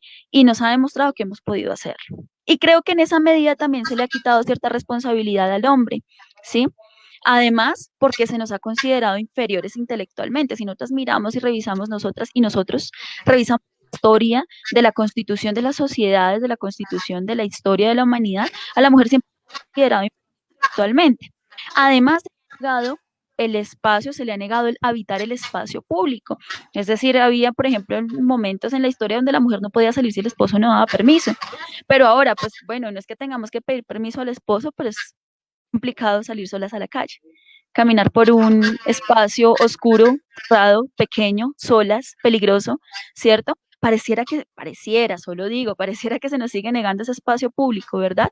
Por lo tanto, como somos inferiores intelectualmente, ¿cierto? No tenemos tanta fuerza como el hombre, ¿cierto? No podemos habitar el espacio público, pues ¿para dónde va? Pues para la casa, que es el único lugar donde sirve, ¿verdad? Y las que no nos creímos el cuento, pues generamos sociedad, hicimos sociedad, ¿cierto? Tejimos sociedad, pero fuimos negadas, invisibilizadas muchas, ¿verdad? Muchas tenían que sacar sus libros, sus obras, bueno, sus productos, sus hijos, y esos hijos que parieron tuvieron que sacarlos con nombres o con anónimos o no, homónimos, ¿verdad? En ese sentido, creo que es eso en la medida en la que tenemos que entender la historia. Y cuando comprendemos la historia, pues entendemos también por qué efectivamente a la mujer se le ha asignado ese rol de cuidadora, ¿cierto? Y eso transforma esas formas de concebirlo, nos saca un poco del paradigma también y nos permite nuevamente construir esos propios paradigmas alrededor del cuidado y de lo que implica ser mujer constructora de sociedad. Cambiar de paradigmas y ser constructoras, mujeres constructoras de sociedad. Olga, ¿cómo le hacemos? ¿Cómo logramos un cambio en estos Bueno, paradigmas en estos tiempos? yo creo que el cambio ya se está iniciando.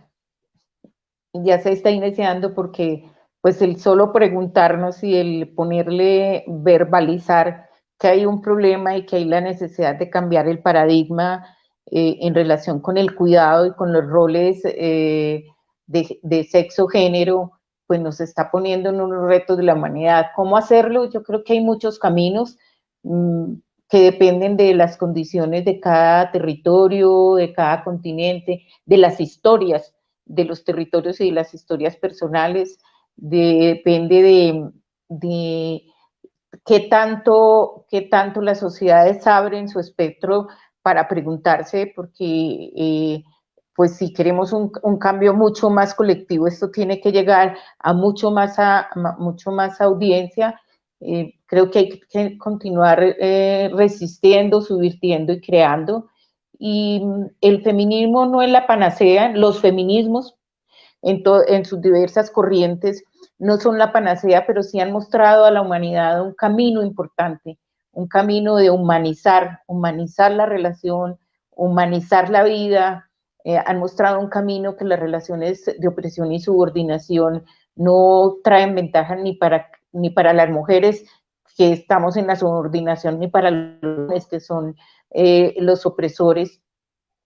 Los varones como colectivo, no todos los varones son opresores, pero como colectivo, igualmente las mujeres, no todas las mujeres son subordinadas, pero como colectivo, sí es un colectivo social y político que vive unas relaciones de opresión y subordinación. Creo que hay cómo superarlo. No voy a repetir porque estoy de acuerdo con lo que Fernanda y Siu han planteado. Me parece que hay una necesidad en este momento de poner e interpelar el amor. El amor construido en estas sociedades capitalistas, el amor construido, entre otras cosas, en que la apropiación del otro, y nos lo venden desde el principio, somos la media manzana. Entonces, y ni siquiera una manzana es igual, la mitad son iguales, hay desigualdades y el problema es que la desigualdad o la diferencia se convierte en relaciones de subordinación o opresión. Pues mi pie izquierdo no es igual al derecho, no es idéntico, es igual sí, pero no es idéntico. Eso quiere decir que nos tenemos que desestructurar esa visión del amor romántico, del amor en que solamente el amor erótico, sexual, se permite entre un hombre y una mujer, y que no hay que romper esas identidades binarias y abrirnos a otras realidades. Nos cuesta porque hemos sido socializados, hemos sido castrados también en nuestras emocionalidades y nuestra apertura hacia el mundo. Creo que en el momento que seamos capaces de abrirnos a un amor libertario y emancipador, y cuando digo libertario y emancipador no es lo que nos ha vendido esta sociedad de consumo de la libertad sexual, sino un amor que realmente reconozca la otredad, y es el amor hacia el hijo o a la hija, es el amor hacia la amiga, es el amor hacia el compañero o la compañera erótico sexual, y es hasta el amor por los no humanos, que en esta sociedad quisiera, como algo que me parece a mí los varones muy complejo, por ejemplo, que el amor que tienen por un carro es mayor que el amor que puedan tener por su mujer o por sus hijos, y es una malformación del amor, es una malformación de ¿qué es eso del cuidado? Pues claro que lo no humano también lo tenemos que cuidar, pero creo que ahí tenemos muchos retos. Comparto con Fernanda y Siu que esto tiene que ser un discurso y una práctica de vida, porque no es solamente el discurso y una práctica de vida que realmente toque las estructuras de poder. Cuando Fernanda hablaba de que en su país no ha calado, digamos, en las altas esferas el cuidado por el medio ambiente, yo pensaba que en Colombia en la pandemia han salido una serie de decretos que es un atentado contra el equilibrio de este planeta, un atentado contra la vida de las comunidades que están en esas regiones, pero un atentado contra la vida también de la naturaleza en este país. En esa perspectiva yo creo en las microrevoluciones, y el feminismo ha sido uno de los principales, digamos, testimonios en la humanidad de todo lo que hemos logrado a través de ese cambio en lo íntimo que hablaba Fernanda, y ese cambio, si la transformación no llega por una misma, muy difícilmente, si no pasa por el cuerpo de una misma, muy difícilmente se logra ese cambio de roles y de roles no binarios, porque quisiera terminar con esto. Mira, a veces se cambia de roles, pero se conserva lo binario.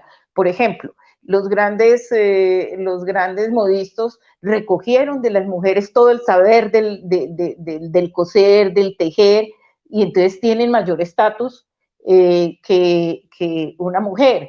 O los grandes cocineros, los grandes chefs, y uno les oye los testimonios y entonces aprendí de mi abuela, aprendí de mi mamá, y las mujeres en el restaurante son las cocineras y los hombres son los chefs. Entonces, cuando ese rol femenino se traslada a un cuerpo masculino, ese rol femenino tiene mayor estatus. Y tenemos que cambiar nuestras mentes, pasarán otras generaciones, pero bueno, yo en eso sí soy optimista, vivimos mejor que lo que vivieron nuestras abuelas y nuestras bisabuelas y nuestras madres, entonces esperamos que nuestras hijas, nuestras nietas y bisnietas vivan mucho mejor en una sociedad donde realmente no en los seres humanos, las personas nos podamos encontrar. Sin duda, sin duda. Y a propósito de eso, una pregunta muy fina, muy concreta y final para nuestras tres invitadas, de antemano agradeciéndoles el espacio. ¿Cómo podemos combinar o cómo podemos lograr, o más bien, volteo la pregunta, cómo la participación ciudadana tiene que ver con este tema de la transformación del paradigma del cuidado? ¿Tendrá algo que ver? ¿Cómo la ven? ¿Quién quisiera responder para arrancar? Participación ciudadana y la transformación del paradigma del cuidado. Fernanda, Siu, Olga, ¿quién quiere arrancar? ¿Cuál? Fernanda.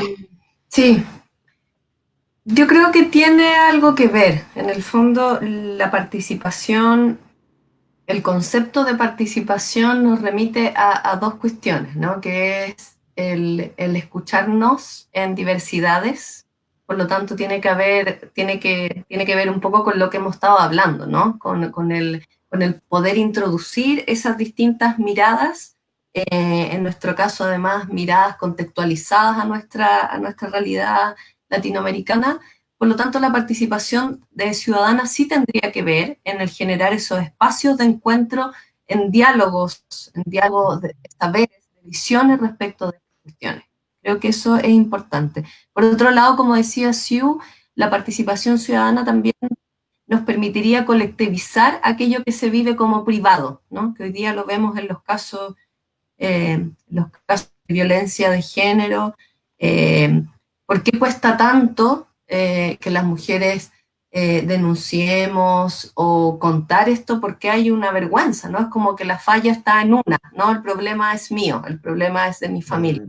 Por lo tanto, la participación ciudadana, al permitirnos conversar, reconocernos en otras y en otros, también puede ser una posibilidad para cambiar nuestros paradigmas sobre el cuidado y sobre problematizar también los roles de género que hoy día se presentan como hegemónicos, ¿no?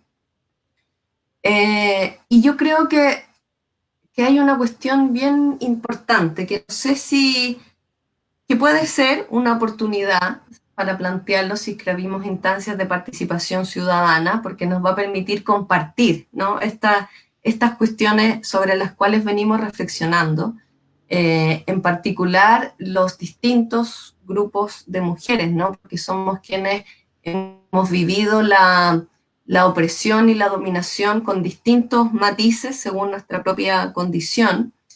Pero hay algo que yo creo que hace falta aún, y es que las mujeres, colectivos de mujeres, las organizaciones de mujeres, feministas o no feministas, o como se llamen, pero que en el fondo estén, como se reconozcan, que estén hoy día problematizando acerca de esto.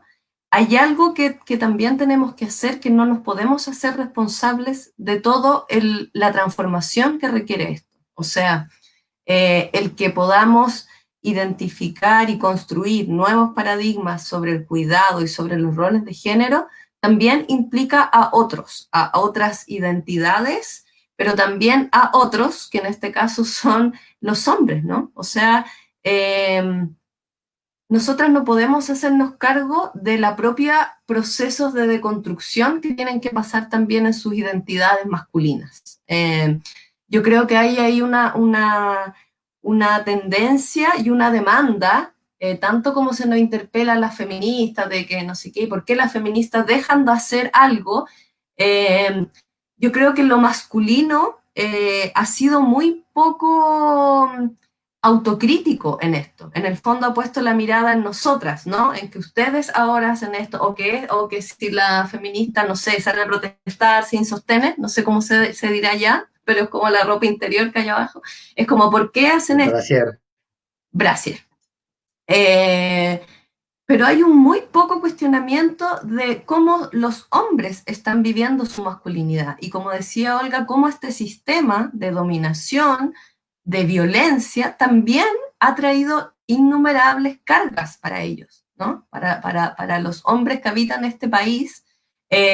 Hay también una idealización respecto de lo positivo que es vivir en este rol de ser el poderoso, ¿no? Pero también ha tenido costos bien, bien terribles. O sea, solo por decir un dato, creo que en casi todos los países la mayoría de los accidentes de tránsito por velocidad y por cruzado con consumo de alcohol o droga son hombres, porque está asociado a una imagen viril, ¿no? Me acordé de lo del carro que decía Olga, andar a toda velocidad, ser un macho que va en su carro nuevo y que no le pasa nada porque sabe manejar súper bien, porque las mujeres manejamos mal.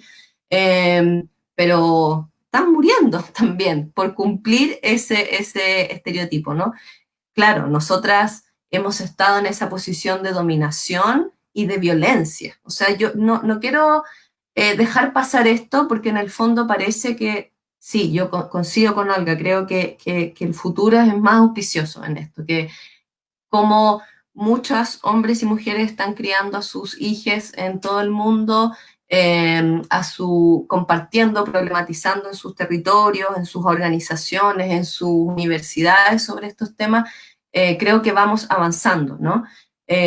Pero aquí todavía las mujeres nos mantenemos, como dice Sue, con miedo no solo con miedo en esta pandemia que tu pareja te pueda violentar, sino que con miedo con caminar en la noche, con miedo que tu hija, cuando empieza a salir sola, qué es lo que le va a pasar. O sea, aquí queda mucho trabajo todavía por hacer, pero ese trabajo y esa responsabilidad no solo nuestra. Creo que los hombres, los varones, requieren también construir sus propias organizaciones, sus propias conversaciones, sus propias reflexiones y sus espacios de construcción. No, yo siento que estamos como en una etapa que los varones como que nos miran y empatizan, solidarizan, pero todavía son espacios muy minoritarios los que han pasado de este sentir y pensar a la acción, a cómo construimos otras masculinidades. Y solo para cerrar, yo creo que me quiero quedar si bien estamos en una situación todavía de miedo, de dominación, creo que vamos avanzando en estas transformaciones, ¿no? Que esta frase de este lema del feminismo, los últimos meses de esta canción que nos pega tanto a las mujeres que nos sembraron miedo, nos crecieron alas, bueno, sí, nos crecieron alas y hoy día creo que eso es lo que nos hace estar discutiendo estas cosas y que los últimos años han sido intensos respecto de la movilización de las mujeres y las organizaciones de todos los tipos de feminismo. Eh, Porque nos crecieron alas y cuando crecen las alas no queda más que aprender a volar. Así que con eso quería cerrar. Fabuloso, Fernanda. Alas para volar y además algo muy puntual. Creo que esto de que las masculinidades también tenemos que pasar por ahí, lo hablo desde mi experiencia personal. Yo sería un hombre que no hago parte de manera formal de la masculinidad tradicional, soy un hombre homosexual y eso ha sido un desafío bien grande en términos de implicarnos como sujetos diferentes dentro de esa transformación. Sí, y Olga, ¿cómo vemos la participación ciudadana? ¿Cuál de las dos quiere seguir ya para terminar nuestro espacio? Olga, veo que activaste el Bueno, micrófono. pues yo creo que la participación ciudadana tiene un papel importante, pues la participación ciudadana se materializa en organizaciones, ¿no? En espacios de participación. Tiene un papel, por ejemplo, muy importante en el cambio de roles, porque al interior de esas organizaciones que hacen posible la participación ciudadana, se se reproducen los roles tradicionales. Entonces las mujeres son las que cuidan y los hombres son los que se toman más la calle. Las mujeres cada vez nos tomamos más la calle, pero muchas veces las mujeres nos tomamos la calle en la reivindicación de otras agendas importantes, por supuesto, pero no agendas propias de las mujeres. Y cuando digo agendas propias de las mujeres, tiene que ver, por ejemplo, con los feminicidios. Y es lo que nosotras le hemos planteado a muchas organizaciones mixtas, y es que las mujeres salimos los 1 de mayo, salimos los paros, y no vemos en la misma magnitud a los varones saliendo cuando las mujeres llamamos a un 25 de noviembre, llamamos a un 8 de marzo o a una situación que atenta contra la vida de las mujeres. Entonces, tú ves segmentado. Entonces, las convocatorias que hacemos las mujeres para un 25 de noviembre, que es un tema que toca el cuerpo de las mujeres, pero que toca la sociedad, porque la manera como la sociedad sea capaz de transformar y eliminar las violencias contra las mujeres va a hablar de la calidad de la democracia de esa sociedad, de la forma como la sociedad sea capaz de abrirse a la paridad con las mujeres, a la paridad en todos los espacios de la vida íntima y de la vida política, te habla de la calidad de la democracia. Creo que ahí hay un elemento vital, y es que la participación ciudadana tendría un rol de impulsar cambios y transformaciones en lo del cuidado. Yo creo que por ejemplo, en las movilizaciones nos falta mucho por tener una actitud de cuidado del entorno, de cuidado de quienes están a nuestro lado, y eso no quiere decir que no se tome la calle, que no se tome la plaza pública o el parque. Me parece que la participación ciudadana es la gran afectada en estos tiempos del coronavirus. Las grandes decisiones que han tomado los políticos del planeta han sido sin la participación ciudadana. Si algo se ha quebrado en la democracia, bueno, y en este país sí que más, es la posibilidad de disentir, que es un elemento fundamental de la participación, la posibilidad de opinar diferente y la posibilidad realmente de estar en las decisiones importantes de este país. Es una vergüenza que en este país se decida el Ejecutivo que le presta a Bianca 340 millones de dólares y cuando aquí la gente se está muriendo de hambre. Una vergüenza. Pero no tenemos nada que opinar, entonces, pues sí tenemos que opinar, pero no hay el espacio para opinar. Yo diría, y quiero referirme a algo que Fernanda mencionó, porque no me puedo quedar con las ganas de decirlo, y es frente a las masculinidades. A ver, yo creo que los hombres tienen la responsabilidad de pensarse a sí mismos, que los varones tienen la responsabilidad de pensarse a sí mismos y de determinar si les gusta caminar al lado de otro o de otra, porque en las relaciones homosexuales también se repite, digamos, esos esquemas binarios del uno hace de varón y el otro hace de hembra, y en las relaciones de las mujeres también. Entonces, esos roles binarios tienen que ser transformados, pero son a los varones quien les toca. Nosotras no podemos cargar con la transformación de los varones. Nosotras no podemos, difícilmente, de verdad, y creo que a Siu y a Fernanda les ha tocado todos los días, tenemos que pelear con esa mujer ancestral que tenemos adentro y darle espacio a esa mujer transgresora, y muchas veces tenemos que aprender a amar a esa mujer transgresora y a esa mujer ancestral, porque nos juegan malas pasadas en nuestra vida, en nuestra vida social, en nuestra vida íntima. Yo sí creo que para los hombres es mejor vivir con otro ser que no tengan que cargar, con un ser en libertad, que tengan que vivir con un ser en autonomía. Y esto puede escandalizarlo mucho que una feminista lo diga, pero yo sí creo que las mujeres también tenemos en ese aún para la participación ciudadana. Ustedes me dicen qué tiene que ver. Yo le digo, en el trabajo cotidiano con las mujeres, líderes, se hace un trabajo de autonomía, en eso que en el momento de tomar la palabra o de manejar cosas fundamentales, las mujeres dicen, no, pero es que lo haga el presidente de la acción comunal porque él sabe hablar mejor que yo, que lo haga no sé quién porque él lo sabe, o en el proyecto que ellas llevan 5 o 6 años y el proyecto empieza a producir, no, llamemos aquí a los varones porque ellos saben manejar más el dinero y uno dice, pero si llevan 5 años manejando el dinero y ahora no. Entonces, creo que ahí hay un elemento fundamental y es cómo que las mujeres también podamos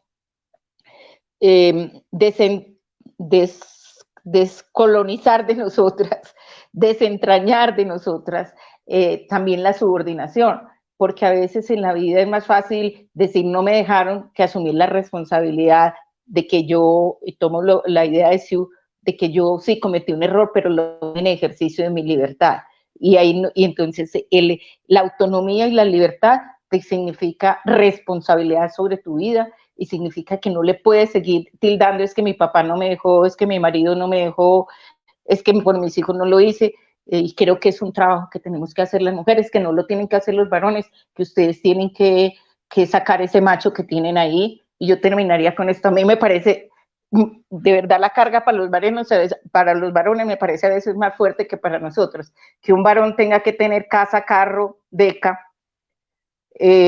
para poder ofrecer una relación con una mujer, caso y beca desde el estrato 1 hasta el estrato 10, con sus debidas diferencias y radicales diferencias, me parece una carga muy grande, que tengan que ser siempre los activos sexualmente, me parece una carga muy grande que tengan que ser siempre, que tengan que pues tener la eyaculación mejor.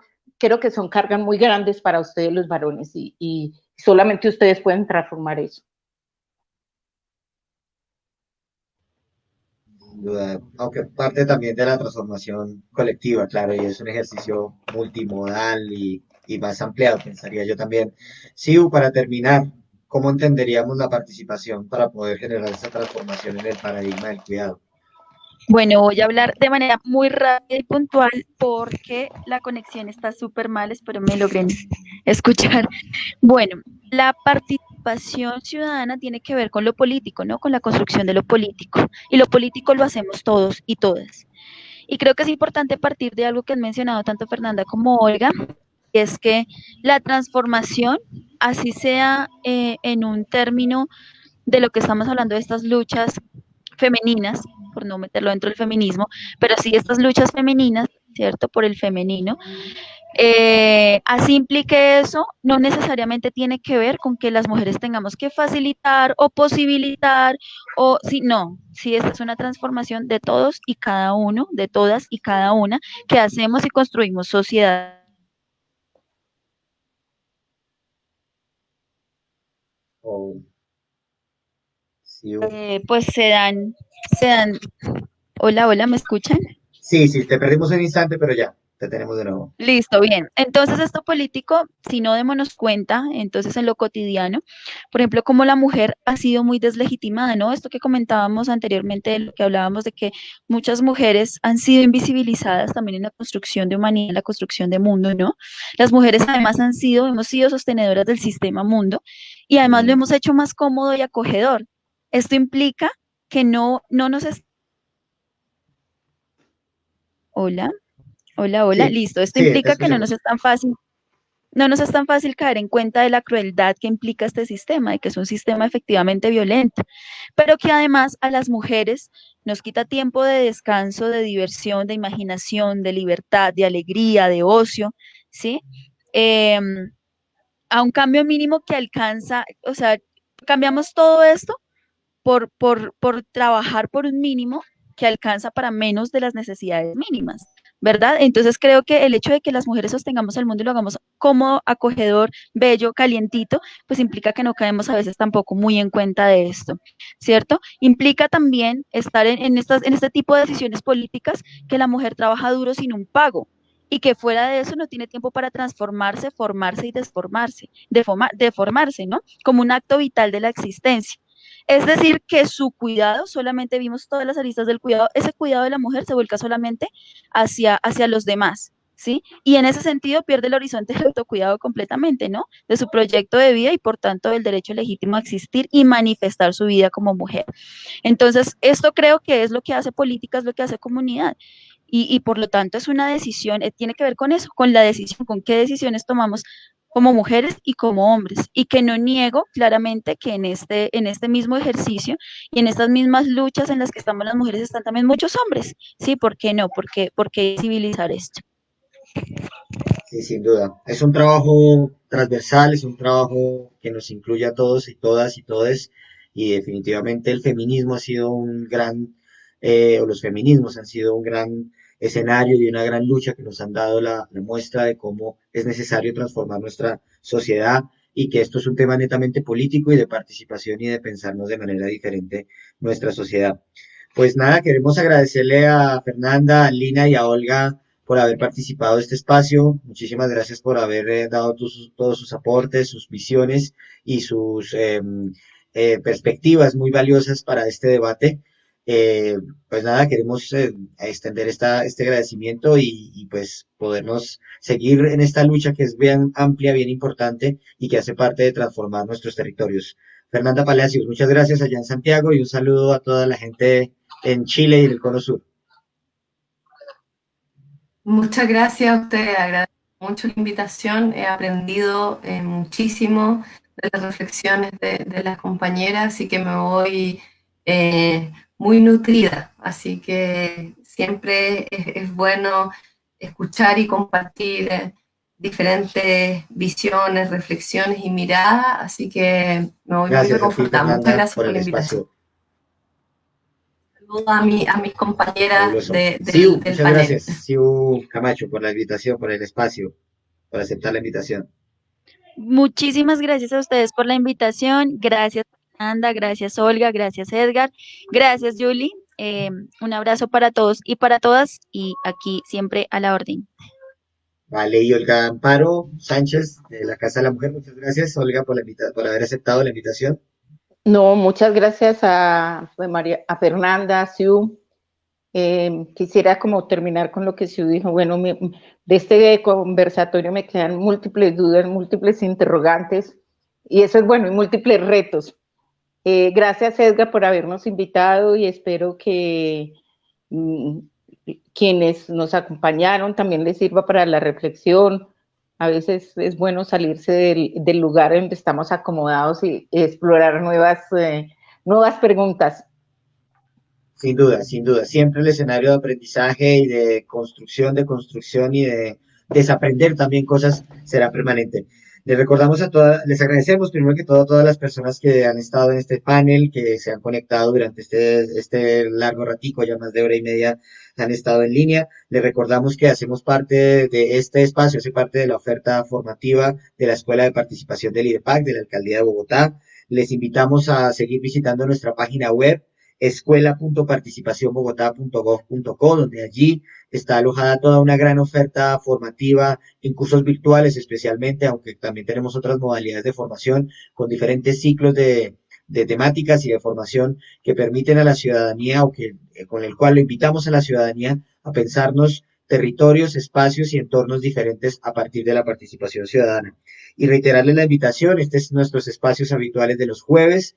La próxima semana, el próximo 24 de septiembre, estaremos con el espacio sobre economía de la participación y también a estar muy pendientes de toda la gran agenda que vamos a tener a lo largo del mes de octubre, donde vamos a hablar de algunos temas sobre rendición de cuentas, capacidades ciudadanas, temas de movilidad, el tema particular en Bogotá de la RAPE, de la región administrativa especial, en toda esta lógica de ciudad-región de Bogotá, y también un conversatorio que tendremos sobre juventud. Y también, obviamente, reiterar nuestra invitación a nuestro portal web, escuela.participacionbogotá.gov.co, donde tenemos una oferta, ya lo había dicho, de cursos de formación, donde mañana, viernes 18 de septiembre, estaremos cerrando las inscripciones de varios cursos que están abiertos y que estarán abriendo su cursada o su desarrollo a finales del mes de septiembre. Muchísimas gracias a todos, a todas y a todos. Mi nombre es Edgar Mayordomo, hago parte de la Escuela de Participación del IDEPAC y sigan pendientes de nuestros espacios y logremos siempre una ciudad diferente, un espacio más participativo, democrático y donde todos, todas y todos hagamos parte de ella. Muchísimas gracias y feliz noche.